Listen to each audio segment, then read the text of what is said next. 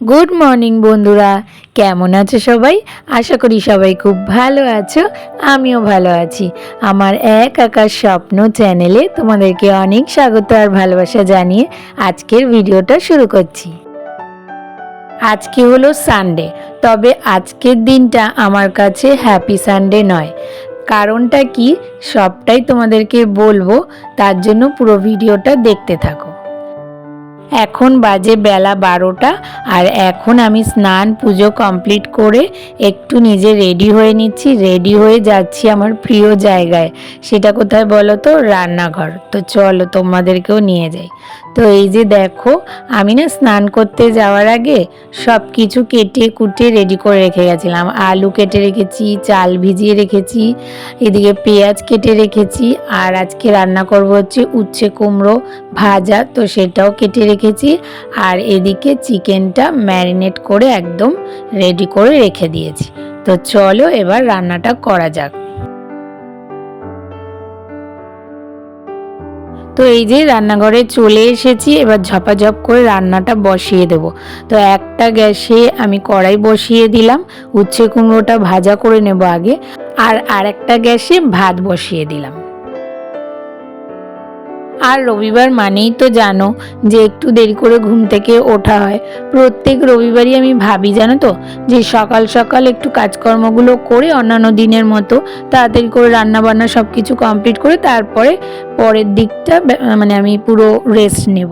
কিন্তু ওই মাথার মধ্যে যেহেতু কাজ করে যে রবিবার আজকে, তো একটু শুয়ে থাকি, অনেক সময় ঘুম ভেঙে যায় কিন্তু উঠতে ইচ্ছা করে না। ভাবি কি যে রোজই তো তাড়াহুড়া করে উঠতে হয়, কিন্তু আজকে একটু শুয়ে থাকি, এখনও তো টাইম আছে। আর রিশানের ম্যাম আসে 10টার সময়, তো 9টার মধ্যে আমার মোটামুটি উঠলে হয়ে যায়।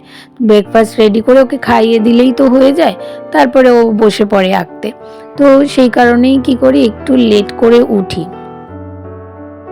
তবে আজকে না জানো তো, লেট করে উঠলেও সুযোগ বুঝে বুঝে আমি কাজগুলোকে কমপ্লিট করে নিয়েছি।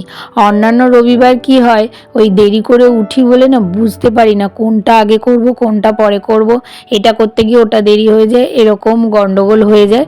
আর তারপরে রান্নাটা বসিয়ে দিই আগে, তারপরে স্নান পুজো করতে করতে অনেক বেলা হয়ে যায়। অত বেলা অবধি না আমার গোপুসোনা বসে থাকে না খেয়ে, সেটা আমার ভালো লাগে না।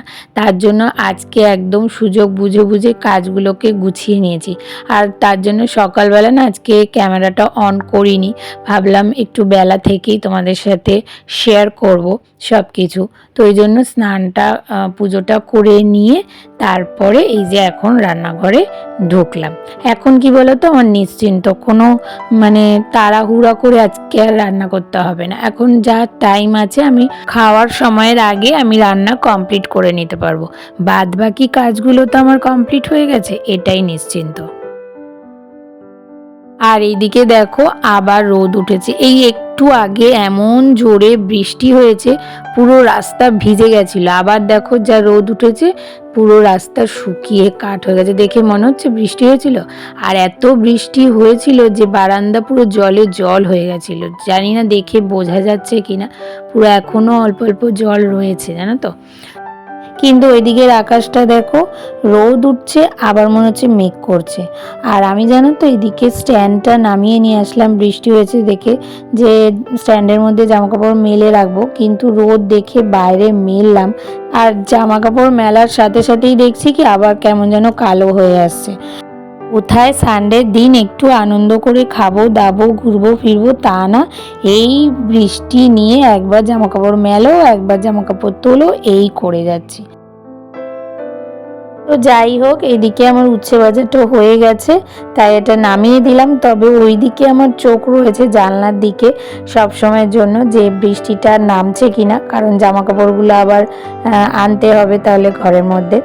তো যাই হোক, এদিকে ততক্ষণে মাংসটা কষাতে বসিয়ে দিলাম, আর ওইদিকে ভাতটা হয়ে এসেছে, এবার নামিয়ে দেব।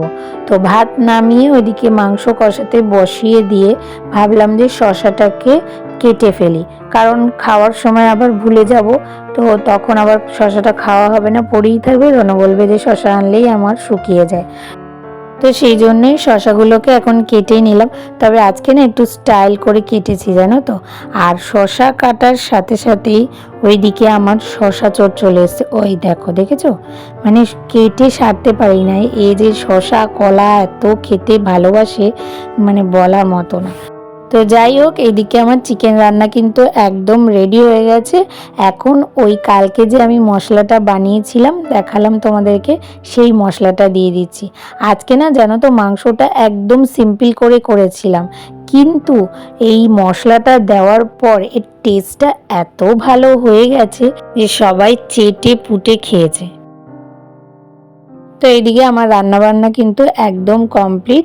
আর ওদিকে রিশান বলল যে ওর খিদে পেয়ে গেছে খুব জোরে, কারণ মাংস হলে ওর খিদে তাড়াতাড়ি পেয়ে যায়। আর ওকে কি বলছি, আমরা নিজেরাই এরকম ছিলাম।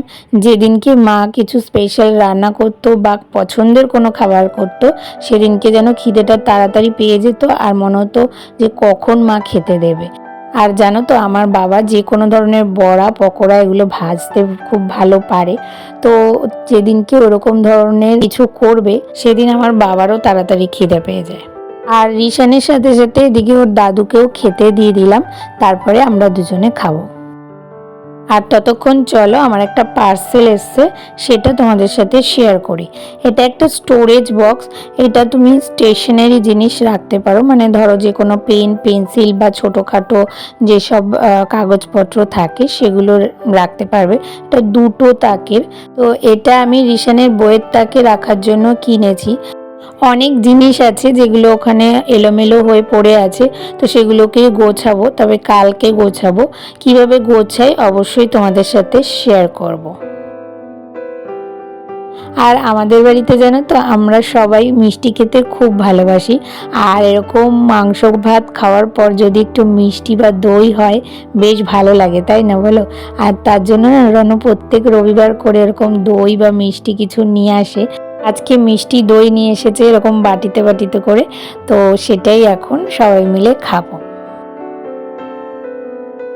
গুড ইভিনিং বন্ধুরা, তো চলে আসলাম একদম সন্ধ্যাবেলা। এখন বাজে প্রায় 8টা মতো। এখন একটুখানি চা করতে এসেছি। আজকে জানো তো, রনু বলেছিল বাইরে কোথাও বেরাবো। সারাটা সপ্তাহ বসে থাকি জানো তো, এই আজকের দিনটা একটুখানি কোথাও বেরাবো, কারণ একঘেয়ে ঘরের মধ্যে ভালো লাগে না। কিন্তু আজকে যে হারে বৃষ্টি পড়ছে, মানে যখন থেকে বেরাবো ভাবছি তখন থেকে কন্টিনিউয়াসলি বৃষ্টি হয়ে যাচ্ছে। তার জন্য মন খারাপ করে এতক্ষণ বসেছিলাম। তো ভাবলাম যে মন খারাপ করে আর কি হবে, কাজ তো করতেই হবে। তো সেই জন্য কালকে কি কি রান্না করব সেগুলো কেটে রেখে দিলাম। এই যে দেখো, একটা বড় বাঁধাকপি ছিল, সেটাকে পুরোটা কেটে নিয়েছি, কারণ কালকে না একবেলা মাছ করব। রাতে ভেবেছি রুটি লুচি করব, না হলে কিনে নিয়ে আসবো। তো সেই জন্য বাঁধাকপিটা বেশি করে রাখবো, বাঁধাকপি দিয়ে রুটি লুচি খাওয়া হবে। আর এদিকে ভাত বসিয়ে দিয়েছি, চিকেনটাও গরম করে নিয়েছি। ভাতটা হয়ে গেলেই না তাড়াতাড়ি করে খেয়ে শুয়ে পড়বো। ভাবলাম কোথাও যখন বেরাইনি, শুধু শুধু আর বসে থেকে কী লাভ, তাড়াতাড়ি করে ঘুমিয়ে পড়বো, কারণ কালকে থেকে তো আবার যুদ্ধ শুরু হবে। আর এদিকে শাখাটা না সকালবেলা আমি একটুখানি ভিম লিকুইড দিয়ে ভিজিয়ে রেখেছিলাম, তাই ভাবলাম যে যতক্ষণ না ভাতটা হচ্ছে ততক্ষণ এটাকে একটু মেজে পরিষ্কার করে নিই। আর এই শাখাটার ডিজাইনটা এত ছোট ছোট না, খুব তাড়াতাড়ি ময়লা হয়ে যায়। তো সেই জন্য এটাকে পরিষ্কার করে নিয়ে তারপরে খেয়ে নেব। তাহলে আজকের ভিডিওটা তোমাদের কেমন লাগলো? ভালো লাগলে একটা লাইক কমেন্ট শেয়ার আর সাবস্ক্রাইব করে পাশে থেকো। আর নোটিফিকেশন বেলটাকে অবশ্যই অন করে অল করে দিও। তাহলে দেখা হবে নতুন একটা ভিডিওর সাথে। ততক্ষণের জন্য তোমরা সবাই খুব ভালো থেকো, সুস্থ থেকো আর অনেক অনেক স্বপ্ন দেখতে থাকো।